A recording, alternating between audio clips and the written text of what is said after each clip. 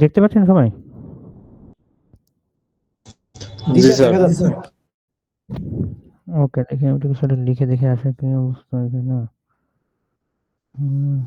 আসতেছে। ঠিক আছে। আচ্ছা, আপনারা যেহেতু কেউ একজন রেকর্ড রাখেন আরকি। তো আমাদের আসলে পড়ার টপিক কোনটা? কি পড়বো মূলত? এইখান থেকে দেখেন।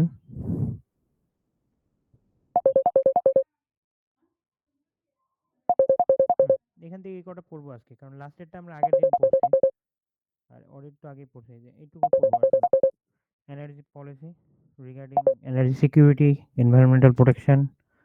একসাথে যদি বলেন আরকি এনভায়রনমেন্টাল প্রোটেকশন, সিকিউরিটি, তারপর হচ্ছে এনার্জি এফিসিয়েন্সি, এই সবকিছু মিলে কি, কি পলিসি আছে।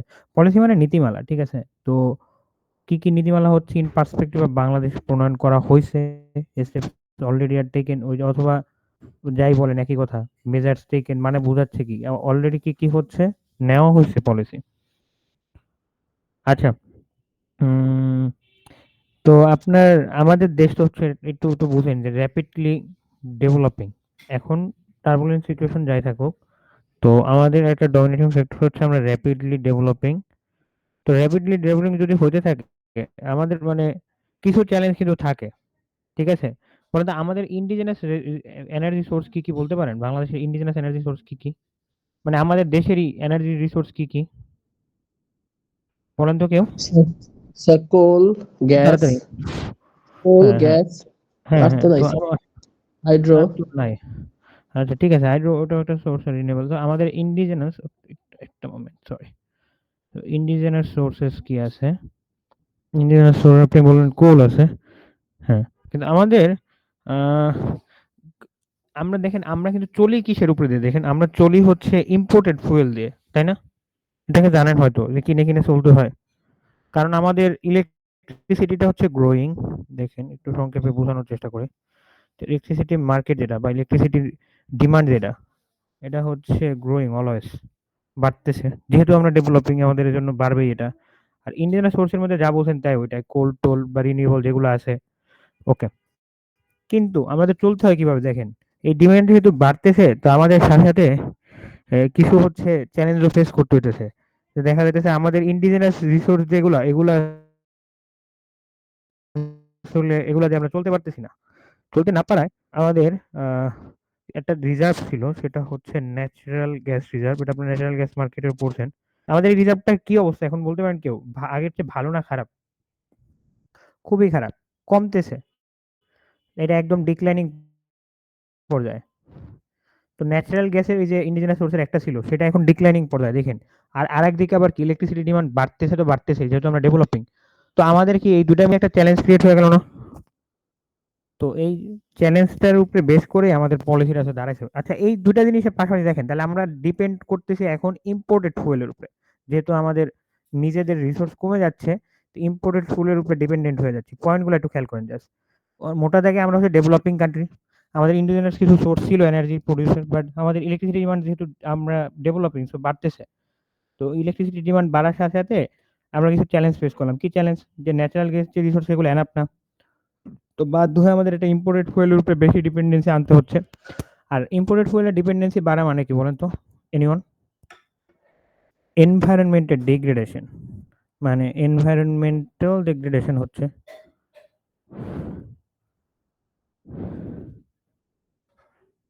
এটুকু কি বুঝতে পারছেন? একটু সহজভাবে মনে রাখার চেষ্টা করেন তাহলে তো হচ্ছে। আচ্ছা, এটা কেন লিখতেছি? কারণ আমরা হচ্ছে এই পয়েন্টটা পড়তেছি। একটু লিখি। এতক্ষণ ধরে আসলে পড়ার চেষ্টা করতেছি ওই যে energy policy, energy policy in Bangladesh, in BD regarding হচ্ছে এনার্জি সিকিউরিটি আর এনভায়রনমেন্টাল প্রোটেকশন। এই জিনিসটা আমরা একটু দেখতেছি। শ্রেডার দেখছিলাম গতদিন। Regarding energy security and environmental protection. এটা তো আপনাদের পয়েন্ট আছে, আমি জাস্ট একটু বোঝানোর জন্য। Environmental protection, protection. তো এই টপিক এইটুকু তো বোঝা গেল যে ডিগ্রেডেশন হচ্ছে। ওকে, এখন আমাদের বলেন তাহলে এই সিচুয়েশনে আমাদের ন্যাশনাল যে এনার্জি পলিসি এটা কোথায় ফোকাস করবে বলেন তো? হ্যালো? এই কেউ কথা বলেন না, আপনাদের ধরে ধরে এখন স্যার প্রাইমারির মতো কথা বলাতে হবে। এই জিনিসটা একটু ইন্টারেক্টিভ হওয়া দরকার। আপনাদের তো জটিল কিছু বলতেছে না, সহজভাবে বোঝানোর চেষ্টা করতেছি, তাই না? জি স্যার হ্যাঁ, বলেন তো এখন আমাদের তাহলে এনার্জি ফোকাসটা কোথা দিকে থাকা উচিত, মানে আমাদের পলিসি করার সময় কোন দিকে ফোকাস রাখা উচিত? স্যার এনভায়রনমেন্টটাকে ইমপ্রুভ করার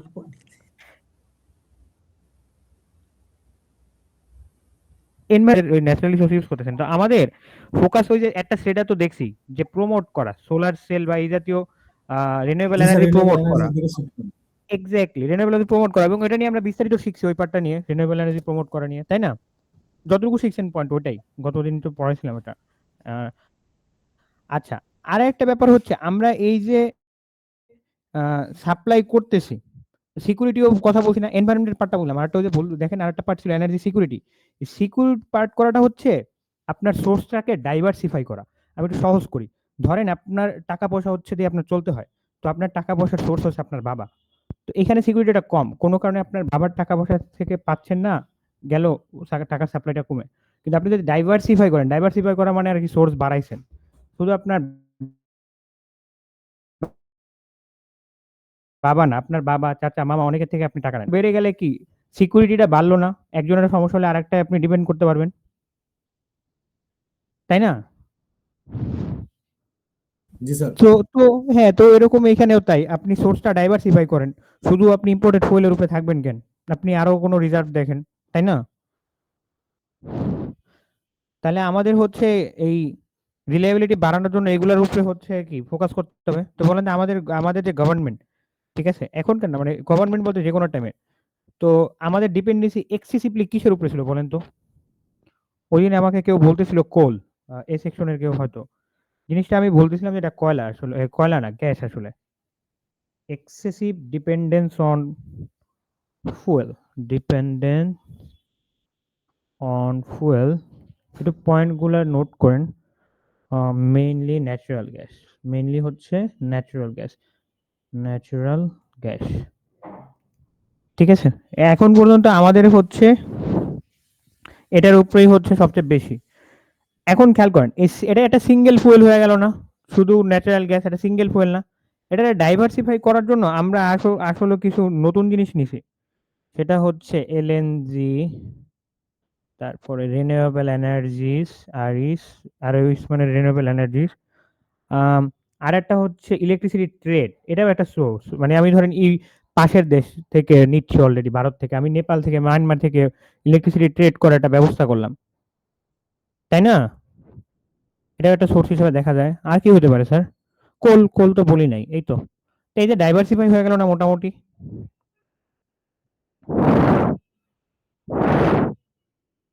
এই কেউ কিছু শুনতেছে না? জি স্যার। ঠিক আছে, হ্যাঁ। তো জি স্যার এই বলেন এই স্যার। তো এই যে, হ্যাঁ, তো এইখানের যে কোশ্চেনটা, এটা একটা পয়েন্ট ছিল, আপনাকে একটু খুলে দেখাই আবার, এই যে কোশ্চেনটা, energy policy regarding energy security and environmental protection, এটার মূল পয়েন্ট কিন্তু এটুকুই তাহলে। এটার মূল পয়েন্টটা হচ্ছে আমাদের সিচুয়েশনটা বলবেন এক লাইন দুই লাইনে, যে আমরা হচ্ছে একটা সিঙ্গেল ফুয়েলে ডিপেন্ডেন্ট হয়ে যাচ্ছি, তাই না? আর সিঙ্গেল ফুয়েলে ডিপেন্ডেন্ট হয়ে যাওয়ার কারণে সমস্যা কি হচ্ছে বলেন তো? সিকিউরিটি কমে যাচ্ছে, প্লাস হচ্ছে আমাদের ওই, রিজার্ভও কমে যাচ্ছে। হ্যাঁ সেটাই, রিজার্ভ কমে যাচ্ছে, প্লাস আপনার সিকিউরিটি নাই, তো একটা ফুয়েলের উপরে পুরো ডিপেন্ডেন্ট, আর ওই ফুয়েলের ক্রাইসিস হলে কি আপনার এনার্জি সাপ্লাই নাই, তাই না? জি স্যার ওকে, জি ঠিক আছে, স্যার। এটা কিছুটা আইডিয়া হয়েছে। আর আমি সেটা নিয়ে আরেকবার বলে দিব, সেটা একটু ইম্পর্টেন্ট, তো আপনার গতদিন বলছি, অনেকে হয়তো খেয়াল টেল করেন নাই না বুঝেন নাই, আমি জানি না। আচ্ছা, এই যে একটা পার্ট গেল, আর একটা পার্ট আমি কিন্তু ধাপে ধাপে বলছি, ওই যে আমাদের ডিপেন্ডেন্সিটা কেন কিভাবে আর কি বাড়তেছিল, কারণ আমাদের হচ্ছে আমরা গ্রোয়িং কান্ট্রি, সো এক লাইনে চিন্তা করেন, গ্রোয়িং কান্ট্রি, সো আমাদের হচ্ছে রিসোর্সের দরকার, কারণ ইলেকট্রিসিটি ডিমান্ড বাড়তেছে, বাট এদিকে আমরা ন্যাচারাল গ্যাস ইউজ করতে করতে ওই রিসোর্সটা দিচ্ছি কমায়া, সো আমাদের ডিপেন্ড হইতে হচ্ছে ইম্পোর্টেড ফুয়েলের উপরে, যেটা এনভায়রনমেন্টে ডিগ্রেড করতেছে। এটা বাড়ানোর জন্য আমাদের প্রমোট করতে হবে রিনিউয়েবল এনার্জি। শেষ, দুটা পার্টি অ্যাড্রেস করা হয়ে গেল না? এই দুটা পার্টি তো ছিল।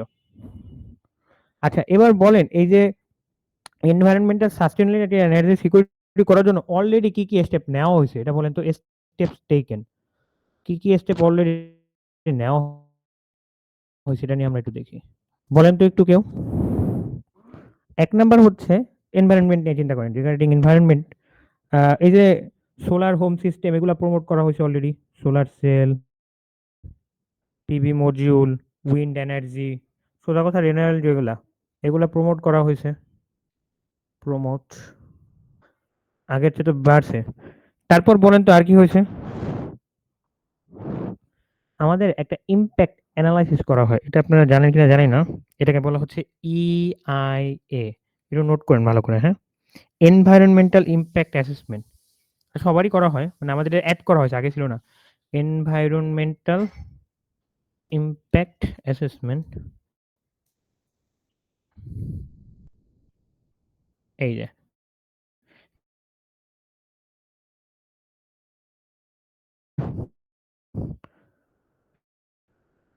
কোথায় বলেন তো? যেকোনো ধরনের পাওয়ার রিলেটেড প্রজেক্ট বা মেগা প্রজেক্ট যেগুলো একটা নতুন পাওয়ার প্ল্যান্ট করলে তো এটার এনভায়রনমেন্টাল ইমপ্যাক্ট কেমন, ঠিক আছে? তারপর আচ্ছা, এই স্টেপ টেকেন রিগার্ডিং এনভায়রনমেন্ট বলতেছি, এটা এ দিলাম এনভায়রনমেন্ট নিয়ে। তারপরের পার্টটা পরে দেখি। আর কি করছে বলেন তো স্যার?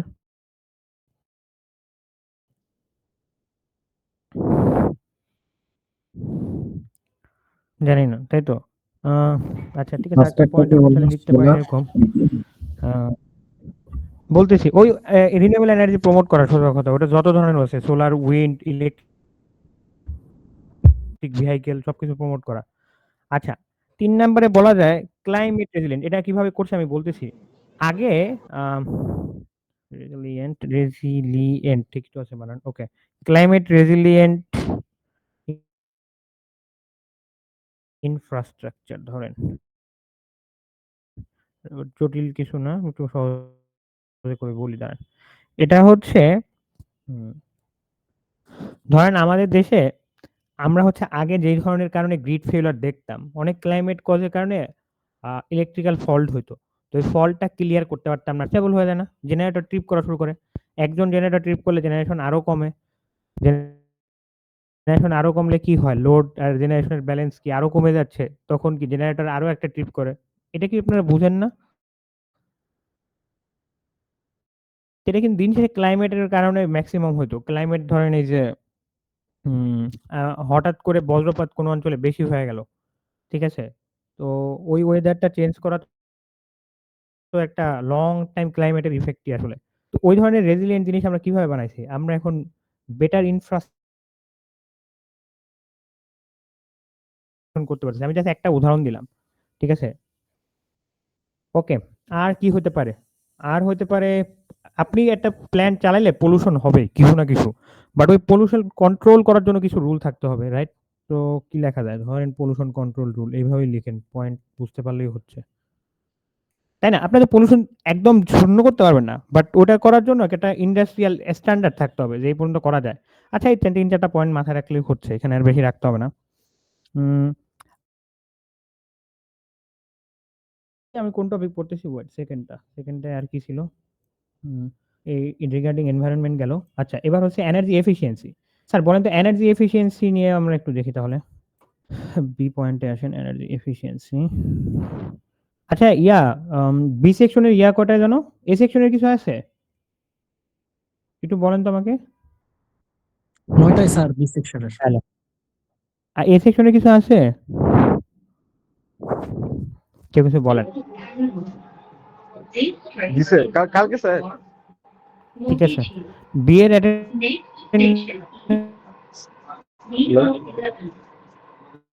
আচ্ছা, মেট্রোতে যেই আসেন একটু বন্ধ রাখেন, অন করতে হবে না আপনার। অন্য কেউ বলেন, ঘরে আছেন এরকম কেউ বলেন। দেখেন এই সেকশনের আমি এখন রোল ধরে বলবো নাকি? আচ্ছা যাই হোক, বাদ দিই, বি এর অ্যাটেন্ডেন্স আমি আগে নিব ওইটাই। খেয়াল করেন এনার্জি এফিসিয়েন্সির জন্য কি হতে পারে। সবচেয়ে বড় স্টেপটা হচ্ছে শ্রেডা প্রতিষ্ঠা করা। শ্রেডা, এস্টাবলিশমেন্ট অফ শ্রেডা, যেটা নিয়ে আমরা গতদিন শিখছিলাম কিছুটা। শ্রেডা এস্টাবলিশমেন্ট, সেটা জিনিসটা কি লিখতেছি একটু। এস্টাবলিশমেন্ট, শ্রেডা জিনিসটাই হচ্ছে sustainable and renewable energy development authority. Sustainable and renewable sir লেখাগুলো ঠিকভাবে বোঝা যাচ্ছে না, মানে একটু আপনি শ্রেডা বুঝতেছেন? এটা বুঝলেই হবে।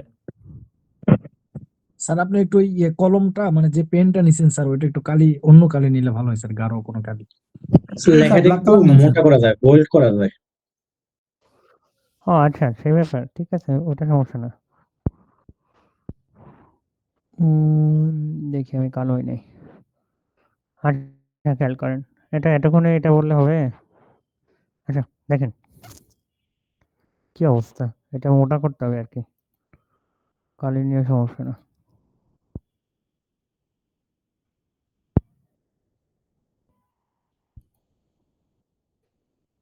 হুম।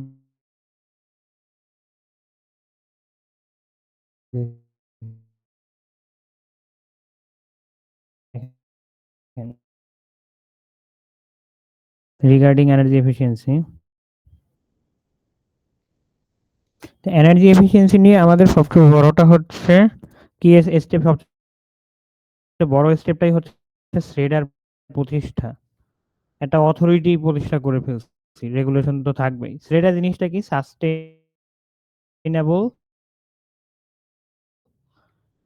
Sustainable and renewable. আর ফর রিনিউয়েবল, এটা আমি না লিখলাম আর, রিনিউয়েবল এনার্জি ডেভেলপমেন্ট অথরিটি। এটা ফুল ফর্মটা আপনারা দেখতে পারবেন। তো ওর কাজটা কি বলেন তো? আমরা দেখছি না শ্রেডা হচ্ছে ওই যে প্রমোট করতেছে নতুন কিছু। ওরা সেকেন্ডলি, আচ্ছা এনার্জি এফিসিয়েন্সি তো অ্যাপ্লায়েন্সের ইউজ থেকেই আসবে। অ্যাপ্লায়েন্স কিভাবে ইউজ করতেছেন, তাই না? তাহলে অ্যাপ্লায়েন্স যেগুলো আছে, অ্যাপ্লায়েন্স কি হতে পারে? হোম অ্যাপ্লায়েন্সের কথা চিন্তা করেন। Appliance like AC, appliance like induction motor, pump তুলতে করেন, মানে সবাই তো বাসায় পানি তুলেন, যারা সবাই তোলেন আর কি। ইন্ডাকশন মোটর, এরপর কি রেফ্রিজারেটর হতে পারে, টিভি হতে পারে। সবার হচ্ছে স্ট্যান্ডার্ড সেট করছেন রেফ্রিজারেটর। হ্যালো। খালি এই নামগুলো লিখলে হলো হ্যাঁ না। হ্যাঁ, এগুলোর জন্য কি করছি? ওগুলো অ্যাপ্লায়েন্সের জন্য মাইক অফ কর। এনার্জি লেভেলিং একটা স্ট্যান্ডার্ড সেট করা হয়েছে। এটার মানে কি স্যার? এনার্জি লেভেলিং স্ট্যান্ডার্ড অর্থাৎ কোন জায়গায় ওর ইউজটা অপটিমাম হবে, কত ভোল্টেজে, এই রেঞ্জটা হচ্ছে আমরা সেট করছি। এই রেঞ্জটা হচ্ছে আমরা সেট করে দিছি। ঠিক আছে? তো এটা হচ্ছে একটা স্টেপের মধ্যে পড়ে। আচ্ছা, একটা বড় স্টেপ আপনারা অলরেডি পড়ছেন, সেটা হচ্ছে এনার্জি অডিট করা। এটা কি এনার্জি এফিসিয়েন্সি বাড়ানোর জন্য করতে ছিল না স্যার? এনার্জি অডিটটা, এনার্জি অডিটস ইন লার্জ জি স্যার, ইন্ডাস্ট্রিজ, জি স্যার। জি স্যার, জি স্যার, তাই কি না? জি স্যার। Hello, okay. খেয়াল করলে করছেন, আমি বুঝতেছি না কেউ কোনো জি স্যার। রেসপন্স নেই। এটা তো আমরা পড়ছি, এনার্জি অডিট এটা এফিসিয়েন্সির জন্য করে। আর কি পয়েন্ট থাকতে পারে স্যার? হ্যাঁ, আর কি থাকতে পারে বলেন তো?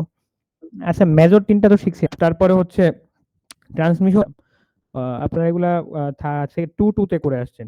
ওই যে ডিস্ট্রিবিউশনটা যদি বেটার ওয়েতে করা হয়, মানে অপটিমাল পজিশনিং করলে এনার্জি লসটা কমে। মানে সেম লোড, সেম জিনিস, বাট আপনি ডিস্ট্রিবিউশন করছেন ভিন্নভাবে। একবার রেডিয়ালি করছেন, আরেকবার ধরেন ইন্টারকানেক্টেড স্কিম করে করছেন। এভাবে এফিসিয়েন্সি বাড়ানো যায়। রিঅ্যারেঞ্জিং ডিস্ট্রিবিউশন অ্যান্ড নেটওয়ার্কস, এই ব্যাপারটা না থাকলে হবে। লাইক আপনি ট্রান্সমিশন, ডিস্ট্রিবিউশন এই ওয়ার্ডটা মনে রাখেন এখানে, যেটা দিয়েও করা যায়। Transmission and distribution. আচ্ছা, আমরা একটু ওভারভিউ করি যা পড়ছি। আপনাদের নাহলে মাথার উপর দিয়ে যাবে পরে। পরে বলবেন স্যার কিছু পড়ায় না। ওকে। আমরা আজকে মূলত ২ টা জিনিস নিয়ে দেখছি। হুম, ওকে, তো বলে আসি আবার গোড়া থেকে। কি কোশ্চেন ছিল সেটাই আপনার হয়তো মনে নেই। এই যে একটা হচ্ছে energy policy regarding energy security and environmental protection.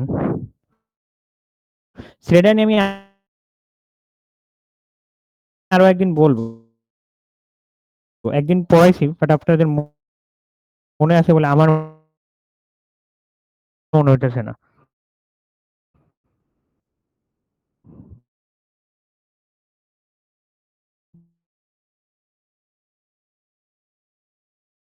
পলিসির একটা পার্ট ছিল। সেই পার্টটা হচ্ছে আমরা এনভায়রনমেন্টাল আর হচ্ছে এনার্জি সিকিউরিটি দুইটা নিয়ে কথা বলছি। তো এনভায়রনমেন্টালটা যদি ওই মোটা দাগে হচ্ছে রিনিউয়েবল এনার্জি হচ্ছে প্রমোট করা, আর হচ্ছে এনার্জি সিকিউরিটির মূল পয়েন্টটা হচ্ছে ন্যাচারাল গ্যাস, মানে শুধুমাত্র একটা ফুয়েলের উপর ডিপেন্ড না করে ডাইভার্সিফাই করা। আর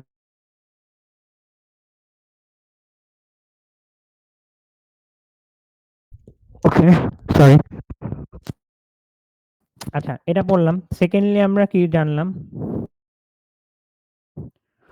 সেকেন্ডলি জানলাম হচ্ছে এনার্জি এফিসিয়েন্সি। আচ্ছা, কি কি আমরা এনার্জি জন্য হচ্ছে সাপ্লাই আর ইনফ্রাস্ট্রাকচার দেখি নাই, ওইটুকু দেখে ফেলি।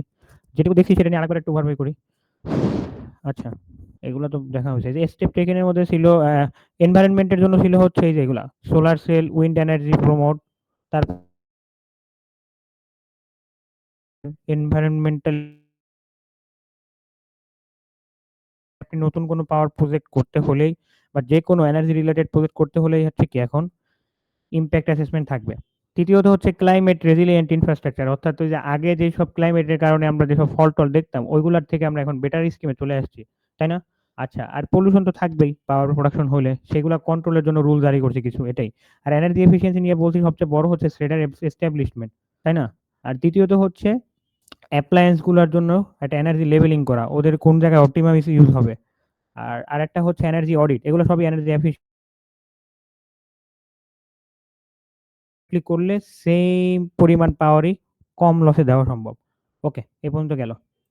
তারপরের পার্টটা কি থাকে? Energy supply. আচ্ছা, এনার্জি সাপ্লাই আর ইনফ্রাস্ট্রাকচার। ওকে, এটুকু বলে ফেলি কিছুটা, যদি আপনাদের টাইম খুব কম। আচ্ছা, আজকে এই পর্যন্ত থাকলো, আমাদের তেমন কিছু নাই। একটু দেখেন, আর একটা ক্লাস আমরা নিব, এই পার্টটা নিব আর সেটা নিয়ে আরেকবার বলবো, ঠিক আছে? একটু টাইম দেন আমাকে একটু, আপনারা তো টাইম আমাকে বলেন না। স্যার আমাদের ঠিক সিলেবাসটা আছে। কি এইটাই স্যার? স্যার এখানে যে এনার্জি হ্যাঁ, পলিসি যেটুকু আছে এইটুকুই তো আমাদের পলিসির পড়তে হবে, তাই না স্যার? হ্যাঁ, এই পুরাটা তো সব আপনি হয়তো বুঝছেন কত কিছু স্যার নেটওয়ার্কের আছে সমস্যা স্যার। আসলে, সবকিছুই অ্যাড করা হয়েছে করতে করতে।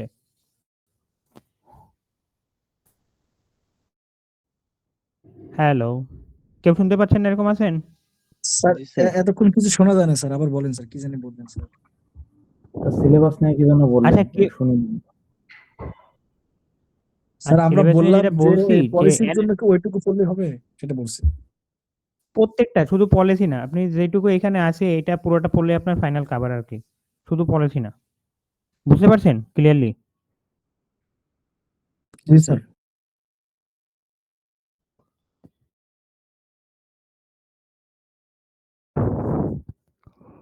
ওকে, এনিওয়ে অ্যাটেন্ডেন্স নেই দ্রুত। আচ্ছা, খেয়াল করেন, বি সেকশন আপনারা একটু অ্যাটেন্ড করেন, করেন, রেসপন্স করেন। এ সেকশন পরে দিন, ওনাদের একটু আছে তো।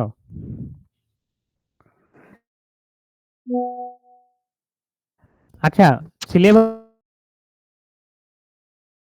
আমি বলে দিছি কিরকম কি পড়বেন, কতটুকু স্পষ্ট করে একদম পয়েন্ট পিক পয়েন্ট করে বলা, এর চেয়ে স্পষ্ট বলা সম্ভব না। সো আপনারা একটু এইখান থেকে পড়লে হলো। আর আমি ওইখান থেকে একটু দেখানোর চেষ্টা করতেছি, তাই না? দেখছেন হয়তো। এবার কি কথা শুনছেন সবাই ক্লিয়ারলি? জি টেন্ট স্যার, ফিল করেন কেউ? একটু আমি শোনা তো যাচ্ছে স্যার, বুঝতেছি না, গোস্টেড আটকে লাগতেছে আটকে আসতেছে স্যার আপনার কথা অনেক। একটু। স্যার ভেঙে ভেঙে আসছে আচ্ছা, স্যার। আটকে আসলে আপনি, আচ্ছা এটা হতে পারে, এটা কিছু করার নাই, আমি তো চেষ্টা করতেছি। এখন আপনারা বুঝছেন আমার কথাটা, বুঝছেন কি বলছি? কেউ একজন তাহলে বলেন, বাকিরা শুনুক জি ক্লিয়ারলি। স্যার, আবার একটু মানে আপনি যে সিলেবাস দিয়েছেন স্যার, এই সিলেবাস থেকে কোশ্চেন হবে স্যার, সেটা বললেন। যে বলতেছে তারটাও ভেঙে আসতেছে আমার কাছে, জানি না। অন্য কেউ বলেন তো, একটু ক্লিয়ার শুনতেছিলাম এতক্ষণ আপনাদেরটা, আপনাদেরটা এখন ভেঙে আসতেছে কেন? স্যার আপনি বলছিলেন স্যার যে আচ্ছা, ঠিক আছে। সিলেবাসটা হ্যাঁ, হ্যাঁ, যে ঠিক আছে, বুঝতে সিলেবাসটা পারছি। দেখাইতেছেন ঠিক, এটার মধ্যে থেকেই মানে পিক পয়েন্ট গুলো দেওয়া আছে, এখান থেকে এটা ফলো করে পড়লে মোটামুটি হ্যাঁ, হয়ে যাবে আর কি, তাই না?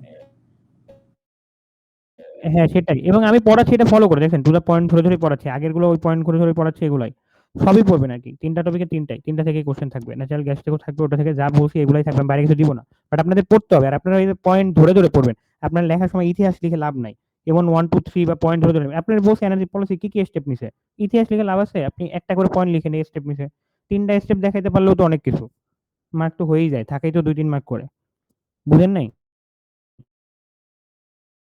জি স্যার, বুঝছি স্যার। আচ্ছা বিসে খেলেন নাকি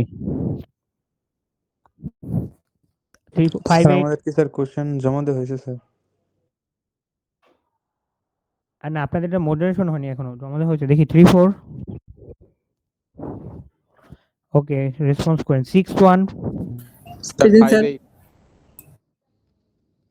স্যার 5 8 আছে 6 2 আমি বি সেকশনে কল করতেছি, হ্যাঁ 6 জি স্যার 3 1058 3 স্যার হ্যাঁ দিছি আপনাদের না নাম দেখা যায়, বলার আরেকবার বলেন, কে কথা বলতেছিলেন বলেন আপনাদের স্যার, দেখা স্যার যায়। 1058 আপনাদের দিছি দুইজনে, আচ্ছা 6 2 6 3 ইয়েস স্যার 6 6 6 9 ইয়েস স্যার ওকে 6 9 এটা 7 9 Present, sir. 8 0 গোলাম রাব্বি 7 9 ঠিক আছে 8 0 প্রেজেন্ট স্যার। ওকে 8 3 ওকে Yes, 8 sir. 3 ইয়েস স্যার দিছি 8 4 8 4 8 8 yes sir. 9 2 sir 8 9 Shahriar Oppo 9 2 9 4 9 5 yes sir.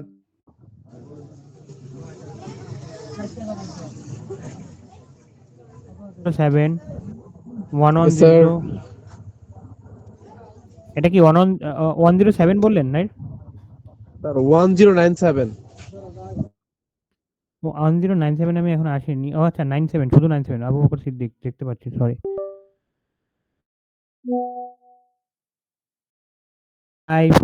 আপনি এত পরে গেছেন 1 আমি লাস্ট 3 ডিজিট বলতেছি বুঝতেছেন না হয়তো 107 ওকে 110 111 112 1 ইয়েস স্যার 112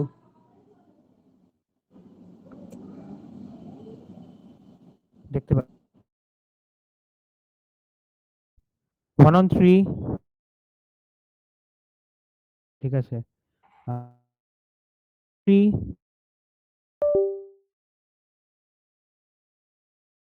118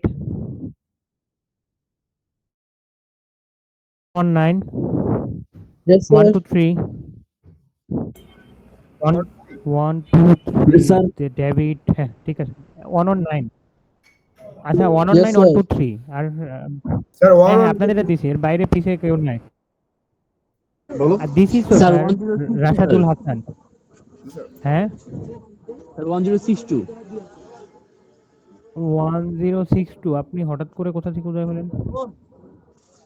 স্যারও আমার সাথে আছে স্যার। আচ্ছা ঠিক আছে দিছি। Okay. আচ্ছা এটা বলতে হবে তো যখন কল করে, আচ্ছা সমস্যা নেই তাড়াতাড়ি 1 2 4 আপনাদের টাইম নেই এমনিতেই 1 2 4 124 ওকে খালিদ, হ্যাঁ হ্যাঁ দেখা যাচ্ছে 1 3 4 yes sir okay fine 1 3 5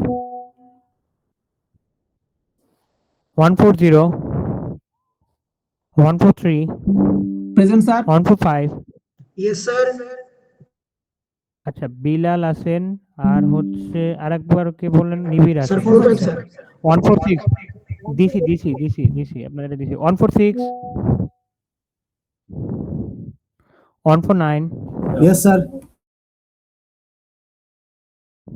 150 152 yes sir sir 146 আছে স্যার 153 ইয়েস স্যার 152 157 157 স্যার 152 153 আছে স্যার হ্যাঁ দিন Yes, sir, ধরে দিছি 153 ওকে 15 দিছি তো স্যার স্যার 40 আছে স্যার 40 আবার কথা বলেন তো। 157 জি স্যার।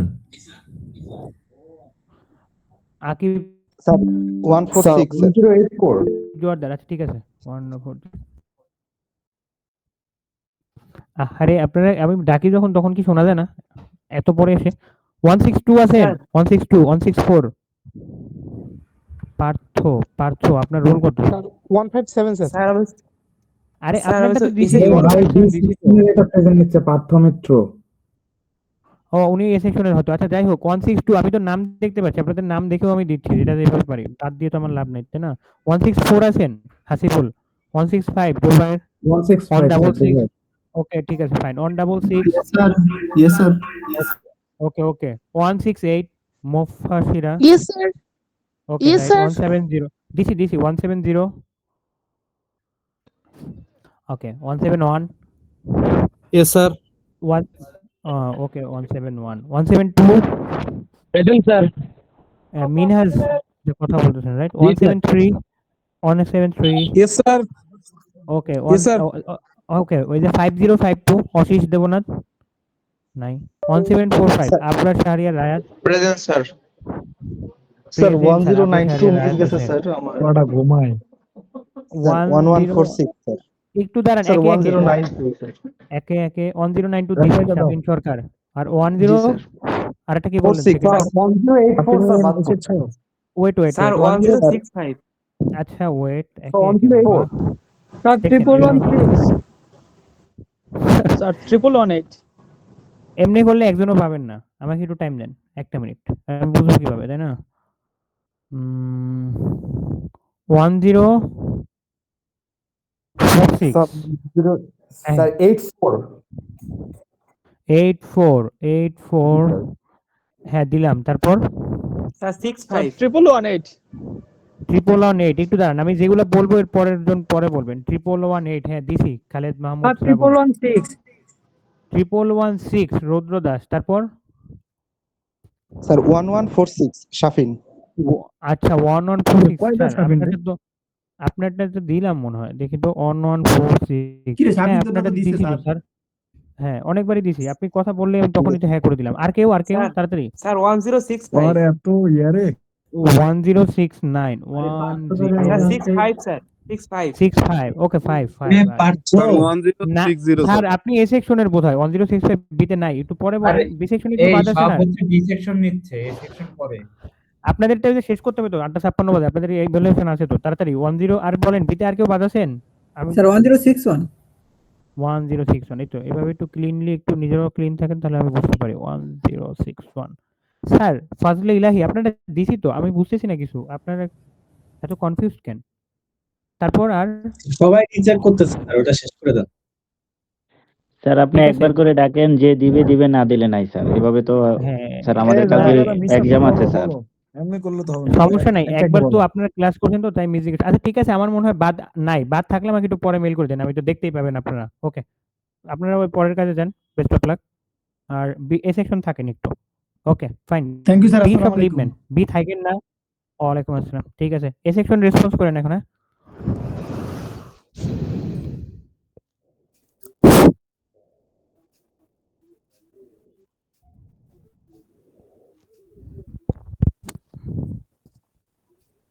ওকে এ সেকশন একটু দাঁড়ান, আমার এবার একটু এখন নেটওয়ার্ক ডিস্টার্ব করতেছে শেষ সময় এসে। আচ্ছা একটু ক্লিনলি বলে রাখি, আপনাদের আমি মোটামুটি জানি যে প্রথমে সম্রাট পাত্র, তারপর আমি হচ্ছে নামও দেখতে পারি, তো আপনারা রেসপন্স করলে আমি দিয়ে দিব, এটা নিয়ে কনফিউজ থাকবেন না। যারা কখনো মুখ খুলেন নাই একদম, তখন তারা কনফিউজ থাকলে বলেন, ঠিক আছে? আচ্ছা আমি হচ্ছে 1 দেখতে পাচ্ছি সম্রাট পাত্র। 02 আছেন Aminul Islam? Yes sir. Okay fine. 06